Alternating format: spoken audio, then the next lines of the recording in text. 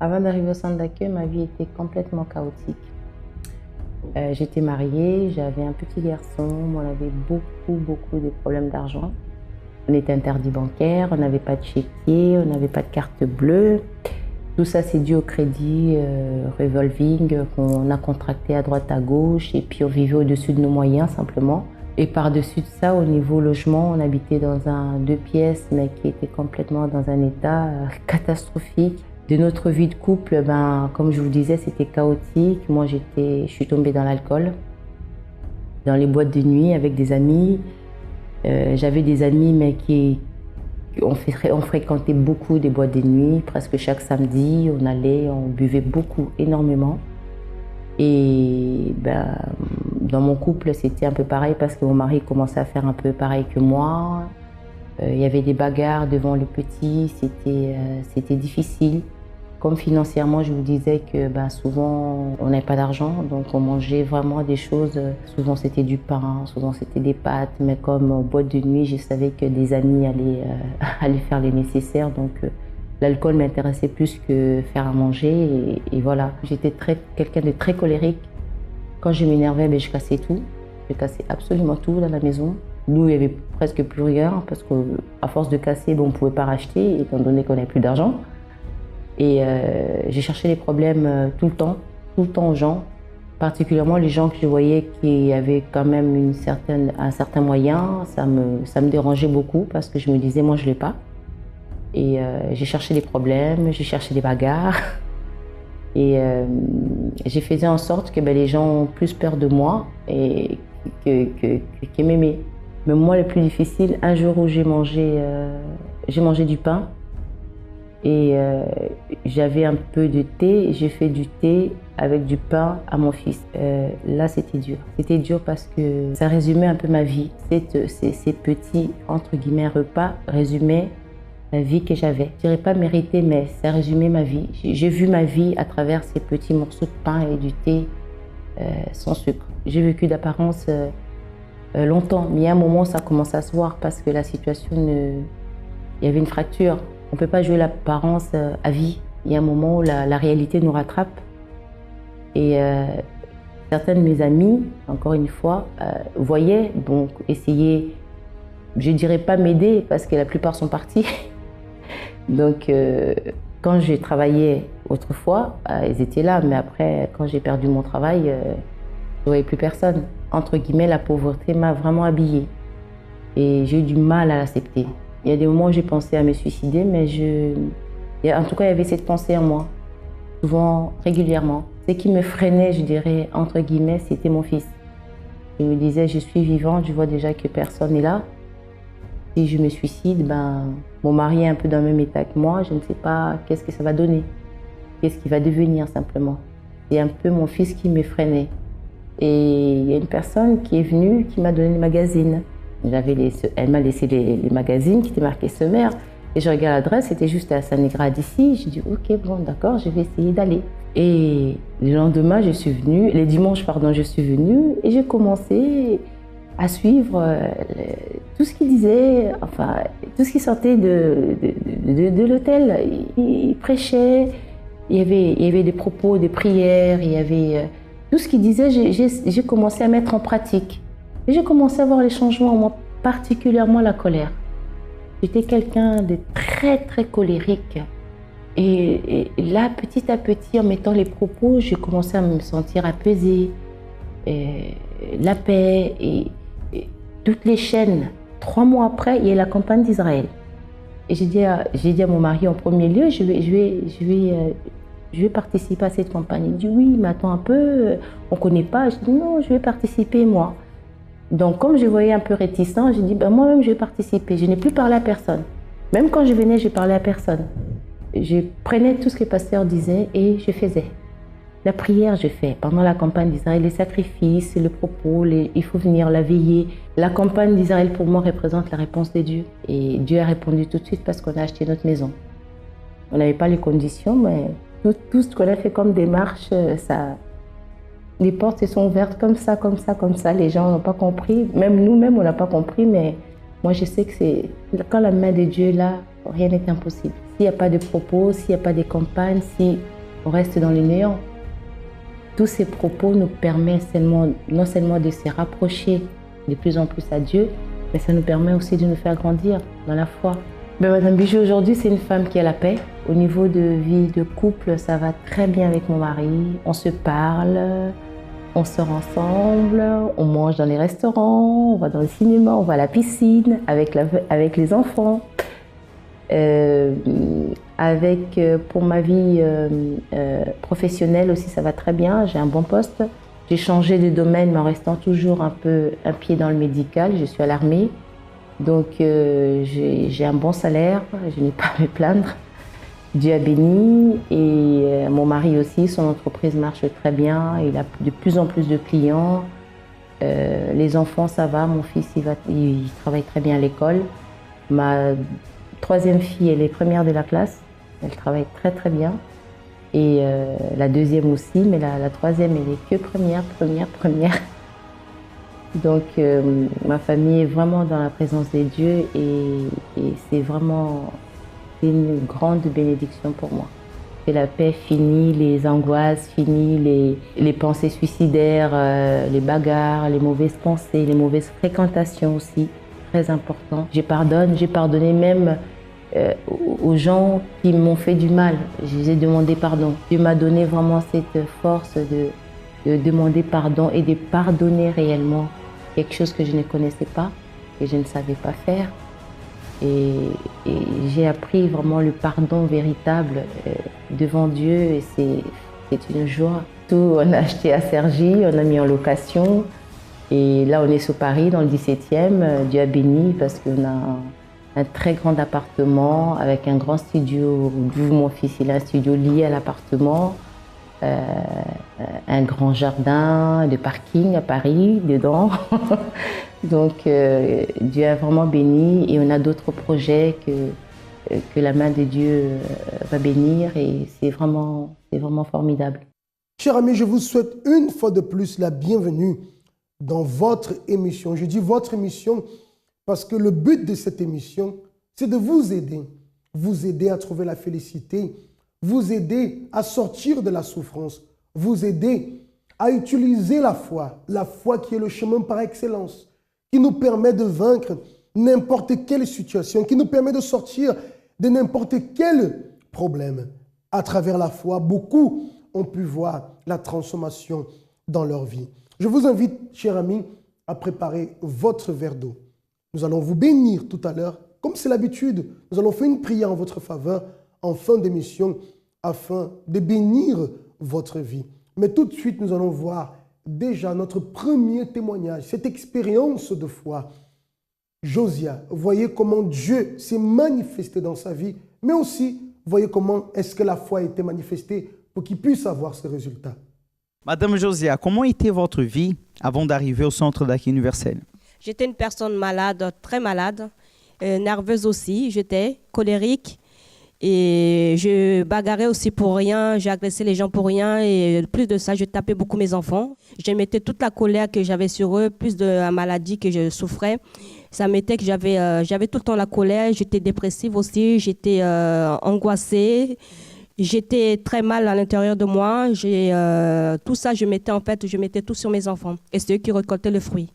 C'est comme ça que je suis arrivée. J'avais une maladie très grave, une maladie qui pouvait m'amener déjà sous la tête, je devais être déjà morte. C'est une maladie, on appelle ça insuffisance rénale. Cette maladie, c'est en fait que les reins ne fonctionnaient pas du tout. J'étais une personne normale, mais je ne pouvais pas uriner. Et ça veut dire que quand je pouvais rester une journée, même l'eau, je ne pouvais pas boire. Je pouvais l'eau comment on appelle ça, l'eau qu'on achète au supermarché ou à la pharmacie, pleinement pulvérisée dans ma bouche.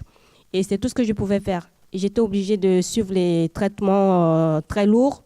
J'étais obligée d'aller à l'hôpital tous les 2 jours à l'hôpital, en sachant que j'avais sous les bras 2 enfants de bas âge. Je devais aussi m'en occuper. Et j'avais tout ça en charge et ça pesait sur moi. Et je mettais aussi la colère. C'est ça qui a fait que je mettais la colère sur mes enfants pour me soulager un peu. Mais c'était vraiment pas la solution. Mais plus je tapais mes enfants, plus j'étais colérique. Je cassais même tout dans ma maison. J'avais tendance à balancer les assiettes, casser tout dans la maison. J'étais une personne très nerveuse. J'ai souffert, je dirais en tout, à peu près 1 an et demi, 2 ans. Quand je suis arrivée, j'ai suivi le conseil que m'avait donné. J'ai suivi les chaînes de prière. Je me battais pour venir. Je faisais des efforts. Malgré je ne pouvais même pas tenir debout longtemps, mais je faisais des efforts, je me battais. À tel point, parfois, mes enfants me disaient, maman, tu vas où? J'ai dit, je vais là où je vais avoir la solution parce que je sais que là, je vais en ce moment, il y aura des résultats. Et je me battais, je suis arrivée, j'ai suivi les chaînes de prière. Je la pratique aussi dans la Bible, la parole, je mettais en pratique. Et tous les enseignements, en fait, je suivais tout sans arrière-pensée, je me lançais à fond. Aujourd'hui, Madame Josia est une personne guérie, normale. Si je ne dis pas aux gens, les gens ne savent pas du tout que j'étais une personne qui était malade et qui ne devait pas être là aujourd'hui. Si j'en parle, les personnes savent que j'étais malade, mais sinon, ça ne se voit pas du tout sur mon visage, ça ne voit même pas du tout des traces que j'étais une personne malade. Aujourd'hui, je suis guérie, j'ai la santé, je travaille, je peux m'occuper de mes enfants, chose que je ne pouvais pas du tout faire avant. Même porter, je ne pouvais pas porter des choses lourdes. Aujourd'hui, je le fais. Aujourd'hui, vous êtes totalement guéri. Vous êtes toujours la personne agressive, toujours colérique envers les enfants. Non, pasteur. Aujourd'hui, je joue même avec mes enfants, des choses que je ne faisais pas du tout. Je joue avec mes enfants, je m'amuse avec eux. C'est un peu comme mes amis. Et parfois, ils blaguent avec moi, mais maman, tu es notre grande sœur. Ok, merci beaucoup. Votre foi est-elle malade? Une personne ayant une foi malade est une personne qui, pour un motif quelconque, a cessé de suivre et d'obéir aux commandements et enseignements écrits dans la parole de Dieu. Mais quels sont les symptômes d'une foi malade? Le doute, le découragement, la tristesse, les mauvais yeux, la désobéissance, l'infidélité, le manque de prière et de communion avec Dieu sont quelques-uns des nombreux symptômes qui peu à peu affaiblissent notre foi. Et la conséquence de tout cela est la mort spirituelle et la séparation du Créateur de la créature. C'est pour cela qu'en France et dans le monde entier, nous sommes en train de vivre un propos différent. Le propos pour le rétablissement de la foi.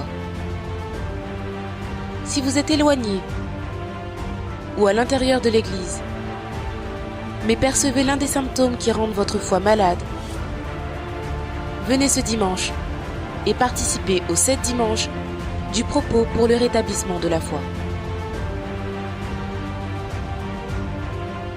Apportez une bouteille d'eau pour y recevoir la goutte du miracle.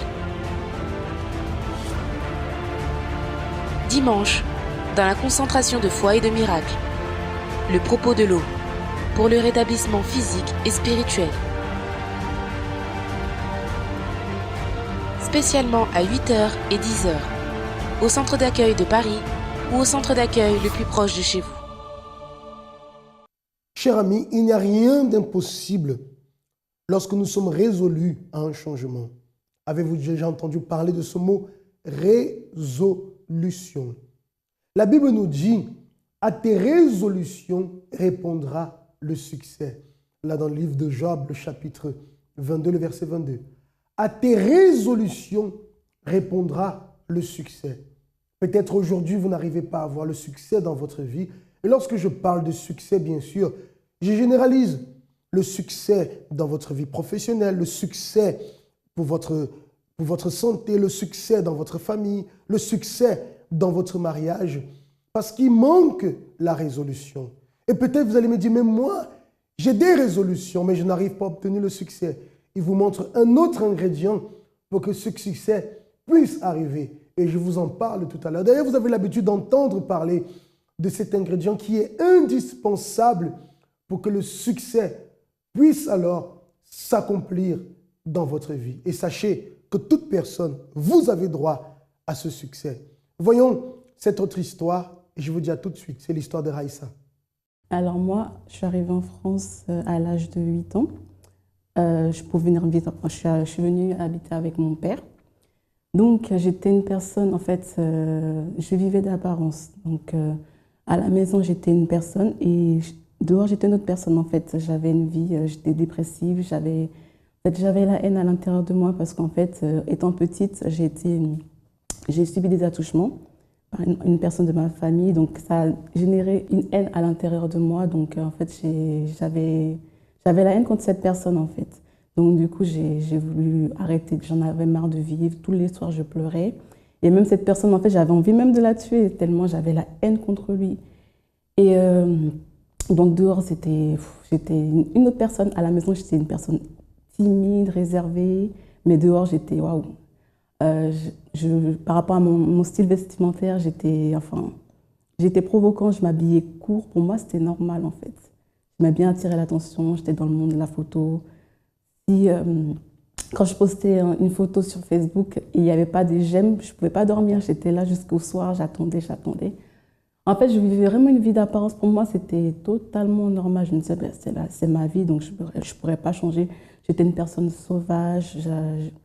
Je pouvais te parler d'une manière agressive, mais pour moi, je me disais non. Ben, je t'ai parlé normalement. Ma mère, elle n'était pas avec moi, donc ça fait que j'étais toute seule, en fait. Pour moi, j'étais toute seule dans ma bulle. J'avais besoin de quelqu'un, donc je voulais attirer l'attention. J'allais beaucoup sur les sites de rencontres. Pour moi, waouh, c'était... Au moins, les gens, ils vont me parler, ils vont me complimenter. Ils auront, en fait, ils vont me donner l'attention que je n'ai pas, en fait, quand je suis chez moi. En fait, j'étais plus à l'aise avec les gens de dehors, on dirait, qu'avec ma propre famille, en fait. Je montrais aux gens que j'étais bien, mais en fait, au fond de moi, j'étais une personne, waouh, malheureuse, dépressive. Vous voyez que Raïssa, dans sa souffrance, a eu même le désir de mettre fin à ses jours. Elle a eu le désir d'en finir totalement. De tellement elle considérait grande la souffrance qu'elle était en train de vivre. Pensait qu'il n'y avait pas de solution, pourtant très jeune déjà. Pensait que tout était fini. Mais elle a dû prendre une décision. Elle a dû se résoudre à quelque chose. Elle a dû prendre une décision, la décision qui allait changer sa vie. Lorsque nous sommes décidés à quelque chose, lorsque nous croyons dans quelque chose et que nous mettons tous nos efforts, alors, chers amis, il y a un changement. Vous voyez que beaucoup de personnes ont même pris des résolutions dans leur vie et n'arrivent pas à obtenir ce qu'elles désirent. Parce qu'il manque ce qui est essentiel pour que toute résolution puisse aboutir au succès. C'est la foi. Avec Dieu, chers amis, tout est garanti. Lorsque nous croyons et que nous mettons en pratique ce qu'il nous enseigne, il est impossible que les choses ne changent pas. En arrivant au centre d'accueil, c'est ce que Raïssa, d'ailleurs, a appris. Elle a pris la résolution de changer de vie. Mais avec la pratique de la foi, cela a été possible. Alors, j'ai connu le centre d'accueil par rapport à une amie qui m'a invitée. Donc, on a participé à une première réunion, donc j'ai accepté. Et au fil du temps, je voyais les témoignages des personnes qui ont changé, donc je suis restée. J'ai vu que ça m'a beaucoup aidée, en fait, dans mon intérieur, parce que la manière dont je suis rentrée et la manière dont je suis sortie, c'était différent, parce que j'avais soif, en fait. J'en avais besoin, même la parole. Des fois, le pasteur pouvait parler de quelque chose, mais je me disais, mais c'est de moi qui parle, en fait. Donc, c'est ça, en fait, qui m'a fait vraiment rester. Et aussi les témoignages que j'entendais. Donc, ensuite, j'ai participé aux différentes chaînes de prière, le vendredi, surtout pour la délivrance, parce que j'avais besoin d'une délivrance. J'ai accepté que j'étais pas bien au fond de moi, donc j'ai accepté de faire ces chaînes de prière. Donc, je faisais aussi les propos, par exemple la campagne d'Israël, le jeûne de Daniel. Je ne les faisais pas pour suivre les gens, mais parce que j'en avais besoin au fond de moi, en fait. J'avais envie de changer, j'avais envie d'avoir une nouvelle vie, je voulais avoir une nouvelle transformation parce que j'en avais marre de mon ancienne vie. Et je savais que ça pouvait changer. La campagne d'Israël représente pour moi une opportunité d'avoir une nouvelle vie, une transformation totale, que ça soit dans ma vie financière, professionnelle, même à l'intérieur de moi, le baptême du Saint-Esprit. J'ai dû faire beaucoup d'efforts. En fait, il faut sacrifier pour pouvoir changer. Donc, en participant à ces campagnes, à ces propos, j'ai dû faire un sacrifice. J'ai jeûné, j'ai prié, j'ai fait le sacrifice matériel et surtout j'ai accepté de pardonner aussi. Pour moi, c'était très difficile parce que je me disais non, c'est à la personne qui fait du mal qui doit pardonner. Moi, je n'ai rien fait, donc je n'ai pas à pardonner. Donc quand j'ai compris ça, en écoutant les réunions, donc j'ai accepté de pardonner à la personne et pour prendre un nouveau départ. C'est la seule solution en fait pour pouvoir changer et avancer.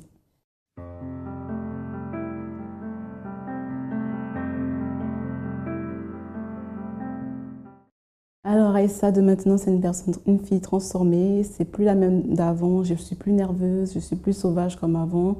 Même ma façon de m'habiller, ça a changé parce que j'ai compris que j'ai pas besoin de m'habiller comme ça pour attirer l'attention des gens.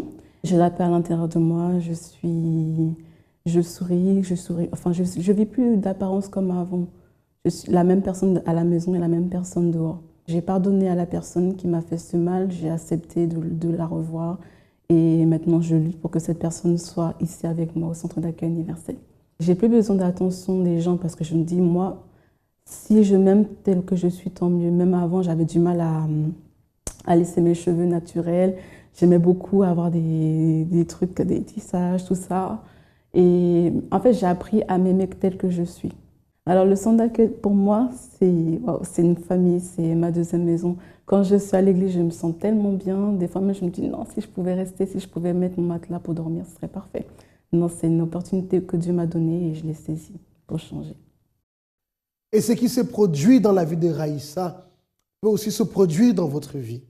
Si vous avez des résolutions et vous êtes prêts à agir la foi pour que ces résolutions se transforment en succès, c'est possible. C'est la raison pour laquelle les portes du centre d'accueil sont ouvertes tous les jours. Et vous pouvez chercher le centre d'accueil qui est le plus proche de chez vous parce que j'ai la certitude que Dieu veut transformer votre vie. Prenez votre verre d'eau en ce moment et faisons la prière. Seigneur mon Dieu et mon Père, je bénis toutes les personnes qui sont unies avec nous en prière et qui acceptent cette bénédiction. Mon Dieu sait qu'ils sont résolus à changer leur vie. Viens les fortifier, que cette eau soit consacrée et bénie, et lorsqu'elle boira, elle reçoive en elle la force. Au nom de Jésus, Amen. Buvez en ce moment et soyez abondamment bénis. Sans oublier que dimanche, nous serons là dans tous les centres d'accueil pour pouvoir vous aider ici au siège à partir de 6h du matin déjà, 6h, 8h, 10h et midi. Dans les autres centres d'accueil, à 8h et à midi. À 8h, pardon, et à 10h. Que Dieu vous bénisse. Alors, moi, avant d'arriver au centre d'accueil, il faut savoir que j'ai venu comme un mort-vivant, en fait. C'est-à-dire que j'ai affronté une rupture sentimentale. Il y avait un projet d'enfant, un projet de fonder une famille. Et du jour au lendemain, paf, tout s'est arrêté sans même que je sois vraiment au courant. La personne, elle a pris ses affaires, on vivait ensemble, on vivait en concubinage. Elle est partie sans rien me dire. Elle a pris ses bagages, elle est partie. Elle m'a laissé en plan et tout d'un coup, pour moi, c'est comme si la vie s'arrêtait. Je me suis senti mal, très très mal. Au début, c'était de la colère. Je lui en voulais grave. Et justement, cette colère a provoqué après des problèmes spirituels. Parce qu'au début, il n'y avait pas ces problèmes spirituels au début. Au début, c'était de la colère, je lui en voulais grave. Et après, c'était des cauchemars la nuit, je dormais mal. Je dormais la nuit, je faisais des cauchemars. Je me réveillais avec beaucoup d'angoisse. La nuit, je pouvais me réveiller au moins 7 à 8 fois. Parce que chaque cauchemar, je me réveillais, j'avais des sursauts. Lorsque je sortais dans la rue, je marchais. Même des amis, quand je les voyais, il suffit qu'ils me lançaient un regard. Pour moi, c'est comme s'il était au courant des cauchemars que je faisais pendant la nuit. Comme s'il était complice, en gros, ou qu'il participait plus ou moins de près ou de loin à ces catastrophes, quoi. Tout le monde, pour moi, devenait un ennemi, un danger, en fait, en quelque sorte. J'étais perturbé, quoi. C'était vraiment un problème spirituel, comme si on m'avait ensorcelé. On a les problèmes, on va fumer, on va boire. Du coup, on va être, on va dire, ivre avec l'alcool. Mais c'est pour essayer d'échapper, c'est pour essayer d'oublier un peu les problèmes qu'on vit. Mais en vérité, on n'oublie pas. Puisque constamment, c'est des choses qu'on vit à l'intérieur de nous. Parce qu'on va boire, on va être dans un état second, mais en réalité, on a encore le cerveau qui travaille, on a encore le cerveau qui reste un peu lucide. Ce qui fait qu'on a quand même ces problèmes qui est quand même là au fond de nous, on se sent mal. Il y a un mal-être en fait. Avant de connaître l'église, j'étais invité plusieurs fois dans les églises, je ne voulais jamais y aller. Moi, l'histoire avec Dieu, je voulais rien savoir. Pour moi, Dieu n'existait même pas. Mais lorsqu'il y a eu la rupture sentimentale, lorsque la personne avec qui j'étais m'a laissé, elle est partie. Donc pour moi, c'est comme si ma vie s'arrêtait là. Alors moi, le centre d'accueil, je l'ai connu par mon frère, donc mon frère aîné qui fréquentait l'église. Et lorsqu'il m'a vu justement j'étais vraiment dépressif, il faut le dire. Hein. J'étais tellement mal que toute ma famille a eu peur par la suite. Ils m'ont rappelé à la maison, parce que j'ai vécu en concubinage avec cette personne qui était partie. Donc mon frère m'a invité à fréquenter l'église. Et là, du coup, j'ai pas du tout hésité. Plusieurs fois, j'étais invité, je ne voulais pas venir, mais là, suite au problème, j'ai pas hésité, je suis venu. Et arrivé au centre d'accueil, justement, j'ai été suivi. Hein. J'ai été suivi par les hommes de Dieu, par des pasteurs, par des ouvriers. auquel ils m'ont commencé à m'orienter à faire des chaînes de prière, à venir à faire des chaînes de délivrance, à faire les chaînes de mercredi spirituel, mercredi études bibliques, et aussi à venir le dimanche parce que c'était important. Quelques mois seulement à peine, il y a eu une campagne d'Israël que les pasteurs expliquaient sur l'hôtel. Je n'ai même pas trop bien compris qu'est-ce que c'était, mais je voulais tellement m'en sortir de mon problème que j'ai participé à cette campagne d'Israël. Pour moi, tout ce qu'on proposait, c'était des opportunités pour pouvoir avoir la transformation que je souhaitais. Lorsque je suis arrivé en 2006, et comme je l'ai expliqué, en 2007, je rencontrais justement celle qui est devenue mon épouse aujourd'hui. J'ai rencontré une personne et on a commencé à se fréquenter, mais ce n'était pas encore trop ça. Plusieurs disputes, plusieurs fois on se disputait, et jusqu'au point qu'on n'en pouvait plus, on s'est séparés. Par la suite, moi j'ai commencé à aller à la thérapie de l'amour, dans le but justement de pouvoir transformer ma vie, transformer la vie sentimentale, puisque je suis arrivé à l'église à cause d'un problème sentimental qui a engendré beaucoup de problèmes dans ma vie. La campagne d'Israël, justement, c'est le bout du tunnel pour pouvoir justement aller de l'avant, pour passer à l'autre rive, pour passer à l'autre bord. C'est la campagne d'Israël pour moi. Depuis que je suis à l'église, toutes les campagnes que j'ai faites, la majorité, la majorité ont été répondues. Le résultat, c'était que mon épouse, comme je dis, elle a commencé à venir, à suivre le même chemin que moi. Donc on a commencé à faire la thérapie de l'amour. Donc cette thérapie nous a beaucoup aidés, nous a beaucoup bénis. Donc suite à cette campagne, en fait, on a commencé à fusionner en fait, sans se rendre compte. Puisque elle qui avait un autre état d'esprit, une autre croyance, une autre foi, lorsque j'ai fait ma campagne, lorsqu'on a repris ensemble, elle a commencé à venir avec moi, elle voulait faire les choses avec moi, elle voulait vraiment être dans le même lieu où j'étais, elle voulait être. Et en 2012, on s'est mariés, donc 1 an et demi après, on s'est mariés. Donc on a fait notre mariage, on a commencé à voir justement la main de Dieu qui nous bénissait, qu'on était ensemble. Et on a décidé, comme tous les couples, une fois que vous êtes ensemble, vous voulez fonder votre famille. Donc du coup, on a voulu avoir un enfant et on ne sait pas pourquoi, on ne peut pas expliquer. Donc pendant pratiquement presque 2 ans, on n'arrivait pas à avoir notre enfant. Pourtant, ma femme a été voir les médecins. Ils ont rentré dans la normale, à part un ulcère, mais ce n'était pas quelque chose qui pouvait empêcher quoi que ce soit. Et on a décidé, moi et ma femme, de faire la campagne. On a dit on va faire la campagne d'Israël pour justement avoir notre enfant, on va mettre Dieu à l'épreuve. Comme plusieurs fois, on avait déjà eu l'expérience avec la campagne, on a fait et Dieu nous a répondu, nous a exaucé. Et là, on a notre petite fille qui vient d'arriver, elle s'appelle Josie. Elle a 1 mois et quelques semaines. Et Dieu fait, et puis on avance.